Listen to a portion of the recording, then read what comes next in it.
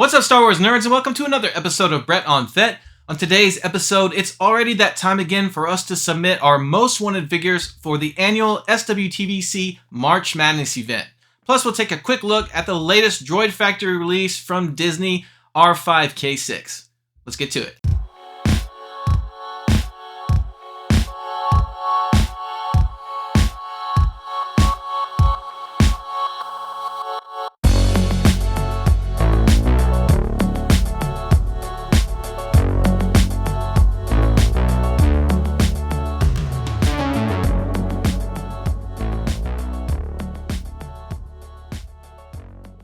Welcome back to the channel. This is episode 123 of Brett on Fett. And if you are a collector of the vintage collection, you've probably already heard of the March Madness event. But in case you haven't, it is an event put on by the guys at SWTVC on Instagram. It's an annual polling event where collectors submit their top 25 most wanted new action figures for the vintage collection. And the guys take all of that data and eventually they come up with the top 64 and they do a bracket similar to the NCAA basketball March Madness tournament. And this is an event that Hasbro has confirmed that they do pay attention to and use the data for helping them make decisions on what new figures they make. So it is extremely important that we get as much participation as we can. This is your chance for your voice to be heard. So I'm going to quickly go over how you can participate in this event, and then I'm going to break down my top 25 most wanted figures that I've submitted for March Madness. But before we get into any of that, I just want to quickly go over for you guys the latest release from Disney's Droid Factory line, that being R5-K6. Let's take a quick look at that one. Alright, so here is the new R5-K6 for the Droid Factory. Now Disney has said they plan on putting 6 of these out, 1 per month, and these are a Build-A-Droid. So this is the first time I believe Droid Factory has ever done a Build-A-Droid, which is really awesome. Of course, Hasbro has done those in the past, and they're a lot of fun to collect. And again, this first Build-A-Droid series is going to be a wave of 6 figures where they're going to put out 1 per month. Of course, we have this one that came up on January 2nd, and I believe they've only announced the next 2 figures for this wave, which are CU28 and QTKT. And I think this is a great idea from Disney to put a little spark back into collecting their Droid Factory series. Let's take a look at the card back. Now, one thing I do not like about these Droid Factory card backs is the images they use. They're always poorly photoshopped, and this is no exception. This may be the worst one I've seen, actually, with that figure photoshopped in front of that picture of the X-Wing from the movie. There is the Build-A-Droid logo, and you can have a peek inside and see that there is a torso for a protocol droid that will be the Build-A-Droid. Looking on the back, you can see the Build-A-Droid is the TC332. This is not a droid from any known media as far as I could figure out. Although it does appear to be the same color as that blue protocol droid from Mandalorian Season 3, it is not the same droid. That droid's been given the designation RG-255. Alright, so open everything up, and it included this little information card on the droid, which is pretty cool. I don't think Droid Factory's ever done that before. I think this is a new thing they're doing.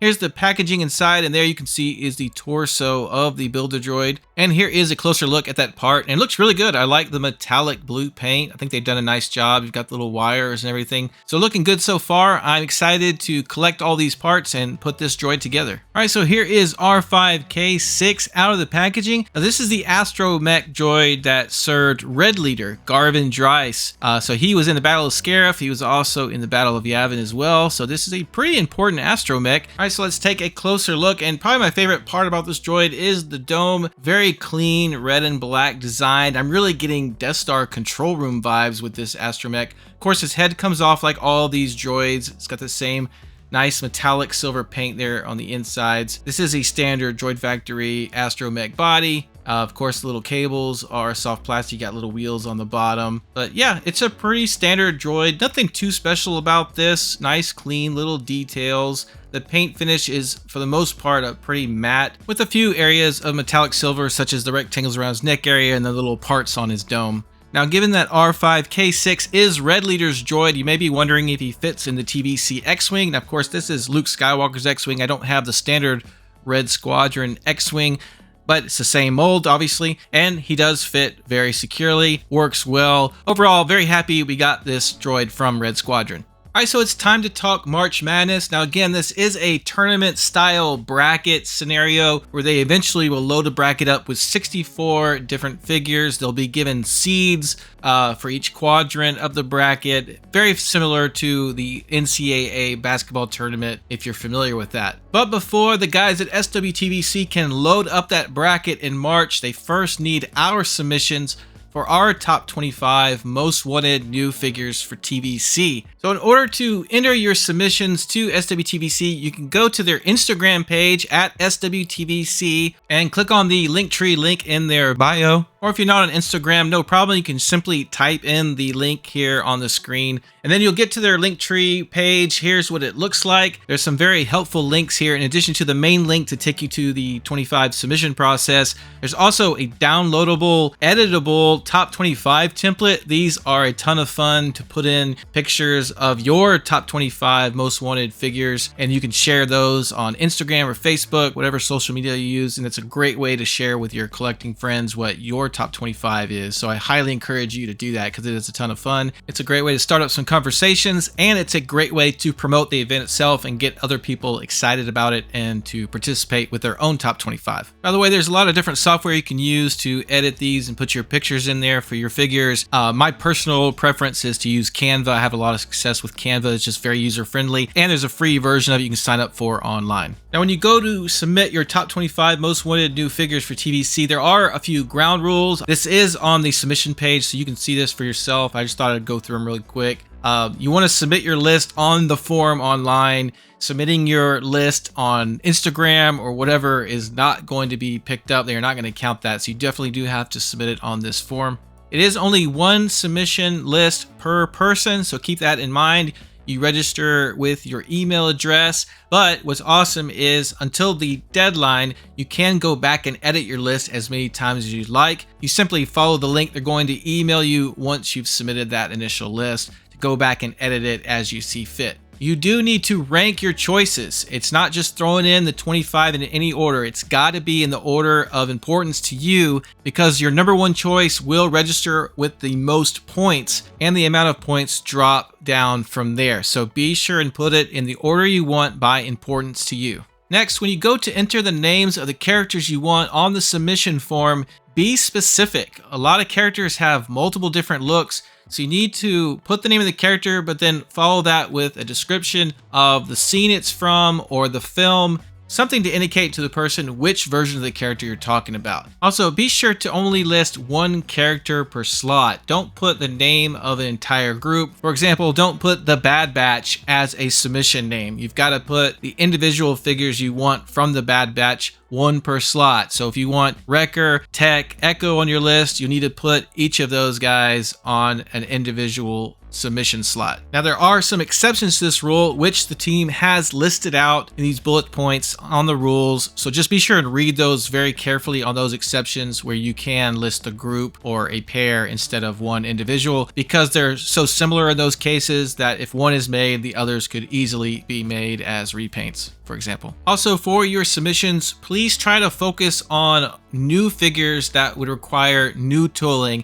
Not necessarily all new tooling for every single part, but at least a good amount of new tooling. What we don't want is for people to put in stuff that would just easily be a repaint of a recent figure, for example. The point of this event is to give Hasbro a good idea of the new figures we want, so they can put budget towards new tooling and expand the amount of tooling we have available for the vintage collection. So when you're putting together your list, just take a little time to think about the figures you want and whether or not there's already a figure in the line that has all the articulation you need and could simply be repainted, or just need one little accessory change or maybe just a head swap. And if the answer is yes, then maybe think about swapping out that character in your submission for another one that's important to you that we don't already have tooling that could be reused to make that figure. And last but not least, have fun. This is supposed to be a fun event on top of being informative to Hasbro. Try not to take it too seriously. Try not to get into heated arguments with other collectors over their list versus yours.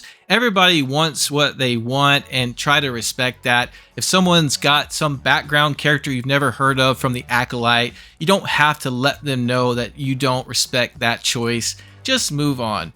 All right, with all that stuff out of the way, let's finally get to my top 25 most wanted new figures that I have submitted for the March Madness event. And I gotta tell you, picking 25 is a lot more difficult than you might think. I rattled off a ton of figures when I initially sat down to write out my list. And what I'm showing you right now is what I'm calling honorable mentions. These are all figures that I initially had on my top 25, and then I moved outside of the top 25 because of some other figure that ended up just being more important to me for various reasons, or more strategic for various reasons. And so I'm not going to go through all of these, but these are actually another 25 figures that I think we really need in TVC. I would love to see these in TVC, but I just couldn't put them on my list for various reasons. I'll just give you an example. The Bad Batch figures, Wrecker, Tech, Echo, obviously we need those, but I decided not to put them in my top 25 because I really feel that Hasbro has gotten the message on those, and they will make those figures. They've said they've gotten the message. They know that we want those figures, and we've already seen Hunter and Crosshair just on a very, very slow timeline. But I am just 100% confident we're going to get the rest of the Bad Batch. So I just did not want to put them on my top 25. Now, you don't necessarily have to agree with that. If you really want to make sure they get the message, it's probably a good idea to go ahead and put them on your list, because nothing is certain. That's just my opinion. So that's why I left the Bad Batch off, and they're in this honorable mention group. All right, so I've put up my blank March Madness template, and I will go ahead and add in each figure one by one as we talk about it, starting at the bottom. And at number 25, I'm going with Lama Su from Attack of the Clones. He, of course, is the Prime Minister of Kamino and the leader of the cloning operation. Very important character. You can make an argument for Tan Wee as well. We have not had a Lama Su or Tan Wee figure release since their debut in the 2003 Saga line. They are way overdue for an update. They are hugely important characters, not only to Attack of the Clones, but the Clone Wars in general. I think it's time we get Lama Su into the line. Next up at number 24, I went with the Zombie Death Trooper, or Night Death Trooper. I don't know what you're gonna call the thing. We got the Night Troopers, they're awesome, but the scarier, more terrifying troopers from Ahsoka was this Death Trooper, this Zombie Death Trooper. He just looked really awesome. We've never had a release in 3 3/4. We only got the Black Series version. Now it's time for Hasbro to go ahead and give us a TVC version as well. Coming in at number 23, I have the Indoor Rebel Commando from Return of the Jedi. Of course, we have a Rebel Commando in TVC, but it's from way back in 2010, and it is a terribly outdated figure. And when we had the Return of the Jedi anniversary, we got all that stuff from Return of the Jedi. I was certain we would get a new Commando, but they never gave it to us. We still need it to go against those awesome new Biker Scouts, the new Stormtroopers we have. We've got the bunker. We just need the Commandos to kind of complete everything that we got a couple years back. At number 22, I have the Praetorian Guard from The Mandalorian Season 3. We have all the figures we need from that final act of Mando Season 3, except these guys who have that epic final fight against Paz Vizsla. I love that Paz Vizsla TVC figure we have, and I desperately need these Praetorian Guards to go up against him. The Praetorian Guards did make it to the Black Series. Now it's well overdue that they come to the TVC line. At number 21, I have Cad Bane from the Clone Wars. I am a huge Cad Bane fanboy. He's one of my favorite characters in all of Star Wars. We got the Book of Boba Fett version, but my favorite version of him is from the Clone Wars. And it is a very different style of Cad Bane, so it would take mostly new tooling, but it's just such an awesome figure. And the last time we got a Cad Bane in 3 3/4 was way back in 2012 from the Clone Wars collection. Coming in at number 20, I have Bossk from The Empire Strikes Back. The Bounty Hunters are some of my favorite characters and figures in all of Star Wars, so I would eventually like to see all of the ESB Bounty Hunters updated with modern articulation. Now, the last time we got Bossk was in that 2007 Saga collection, although there was a 2015 5 POA release in that Rebels packaging. I'm not counting that, but that 2007 release was an amazing figure for the time. It's actually stood up really well over the years, but it definitely needs an upgrade, and so I think it is now time to get Bossk in the TVC line. Next up, Rogue One is one of my favorite Star Wars movies, and we are still missing some really key characters from that movie in TVC. And so at number 19, I have Bodhi Rook, who of course is the pilot, a very important part of that Rogue One crew. We've got him in Black Series, but the last time we got him in 3 3/4 scale was from the original Rogue One line, and that is a terrible, terrible figure. Please, Hasbro, start giving us more of these key Rogue One characters like Bodhi Rook. All right, next up at number 18, I have the Imperial Patrol Trooper from Solo. Although these guys did make an appearance in Andor Season 2, these have just always been one of my favorite Stormtrooper designs ever since I saw Solo. I've wanted this figure.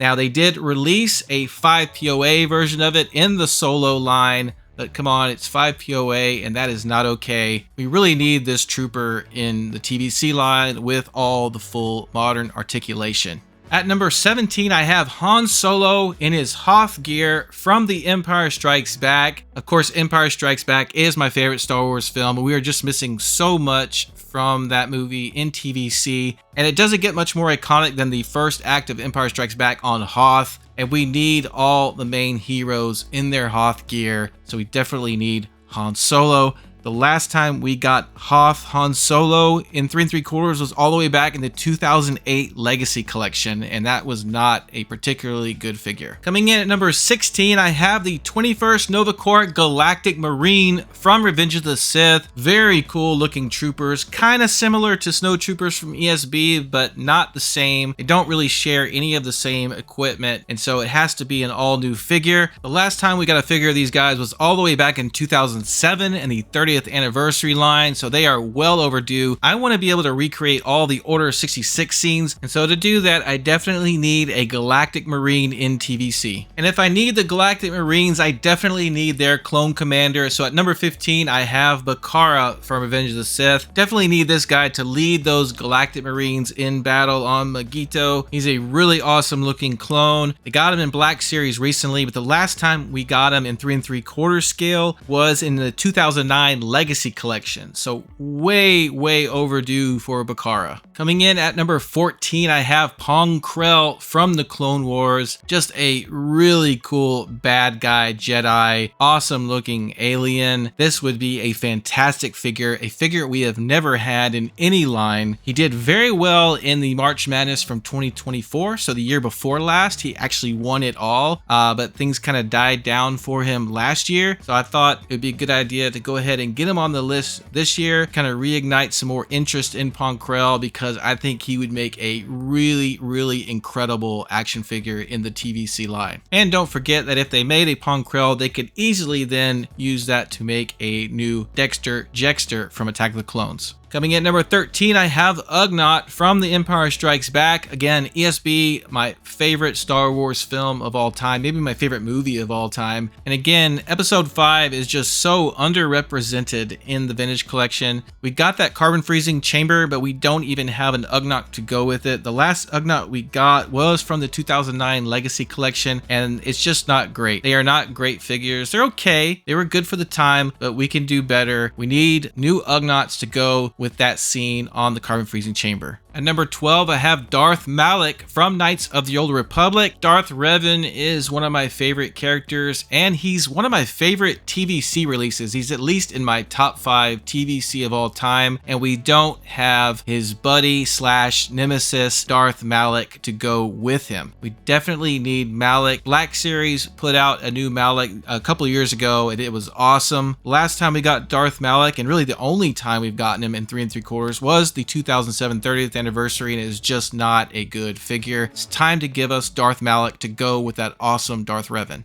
Coming in at number 11, I have IG-88 from The Empire Strikes Back. Very similar argument to when I discussed Bosk. We need more of the ESB bounty hunters with modern articulation. Like Bosk, the last good figure we got in 3 3/4 for IG-88 was in that 2007 Saga collection. And like Bosk, there was a 5 POA version released on that Rebels card back in 2015, which I don't count. But it is time again to go ahead and give us an all-new IG-88. That would be an awesome figure. They did a great job with IG-11 from The Mandalorian. These are two different figures completely, even though they're similar droids, so we need an all-new IG-88. All right, getting into our top 10. At number 10, I have Luke Skywalker from Dagobah in his Jedi training fatigues. This, of course, is from The Empire Strikes Back. That whole part of the film with Luke training under Yoda to become a Jedi is just so iconic. And we've got the ESB Yoda, he has the backpack, but we don't have a good Dagobah Luke. The last time we got him was in 2019 in that Cave of Evil pack from TVC, but it is an atrocious figure with the scariest arms I've ever seen. My God, those elbows are ridiculous. We have got to get an all-new Luke from Dagobah. It's just an iconic look that we are still missing. At number 9, I have Boba Fett from The Empire Strikes Back. Now you're probably saying to yourself, really? Boba Fett? Don't we have like a million Boba Fetts in TVC? Well, yes, we do. But we don't have a good version of arguably the most important version of Boba Fett in TVC, the original Empire Strikes Back version of Boba Fett. The one we have is all the way back from 2010. It is a terrible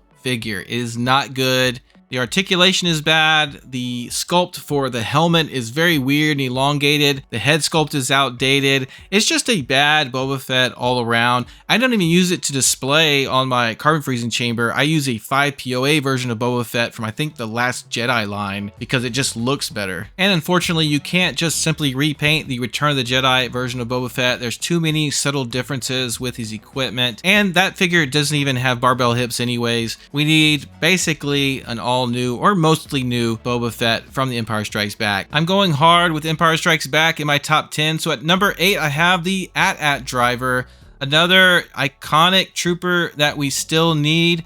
And I think it might be coming, but I'm still keeping him on my list because this one's so important to me. You know, we got the new General Veers coming.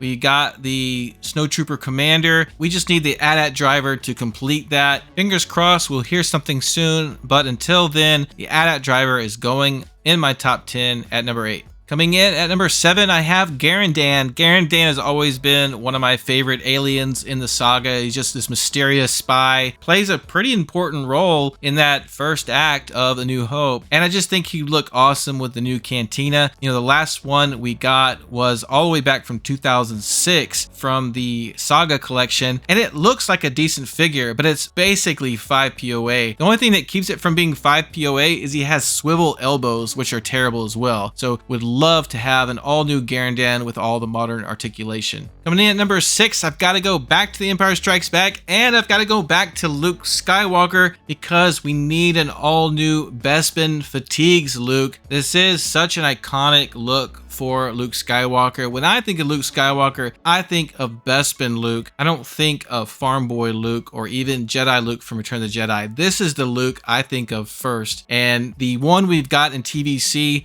is from 2010 and it is terrible. Yes, they reissued it in 2020, but it's the same figure. They just did some updated printing with the face to make it a little bit better, but it's still an awful figure. I hate using this figure on display. Black Series put out a mostly new Bespin Luke recently with that Vader 2-pack, and it looks great. If they could just do something similar to that for TVC, I would be a happy camper. All right, coming into my top 5, at number 5, I have Baze Malbus from Rogue One. This is a no-brainer. A lot of people have Baze high on their list. We've had his best bud, Chirrut Imwe, in TVC for years now, and I don't know how they can give us Chirrut without his partner in crime, Baze Malbus. The two go together, and it's just a very cool-looking character. The only 3.75 figure we have of Baze Malbus is the original 5 POA figure from the Rogue One line in 2016, and it is a terrible figure. It is way overdue that we get Baze in TVC. And at number 4, I have another major character from Rogue One, Saw Gerrera. This is a very interesting character. I love Saw Gerrera, and we definitely need him in the line. The only 3.75 Saw Gerrera figure we have is the 5 POA version from that original Rogue One line, so he is way overdue. This is a beloved character that stretches multiple media. I think giving us the Rogue One version of Saw first would be the way to go, but then you could pretty easily release an Andor version after that. And for my third Rogue One pick in a row, at number 3, I'm going with Two Tubes, and I just love this alien. These brothers look so cool. You've got Benthic and you've got Edrio. We have never had a benthic figure, so my preference is if we make one in TVC to give us benthic first, and then you can easily make Edrio. I actually think benthic looks a little bit cooler with that sort of duster jacket thing he's got going on. But also, don't forget that they appear in Andor as well, so just even more reason to make 2 tubes. I wish I could think of a more original, catchy slogan for promoting 2 tubes in TVC, but it is time for tubes. What do you call the person that saves the life of the biggest hero in all of Star Wars and gives him a hand? Well, I call him 21B. He's been one of my favorite droids since I was a little kid. He's an original 96 figure from the Kenner line. We haven't had a figure of this 21B since 1997's Power of the Force 2 line, and know that 30th anniversary 21B from episode 3 is not the same droid. That is a different type of 21B. I don't know why they didn't rename it. The ESB version of 21B also recently appeared in the Ahsoka series. I think 21B rocks the party. I love him, so he's my number 2. And you may have figured it out by now, but my number 1 most wanted figure for TVC is an all-new C-3PO from A New Hope. Of course, we have a C-3PO in TVC. It is from 2010, and it is a terrible, terrible figure. It doesn't look good. It's way too short. The paint isn't right.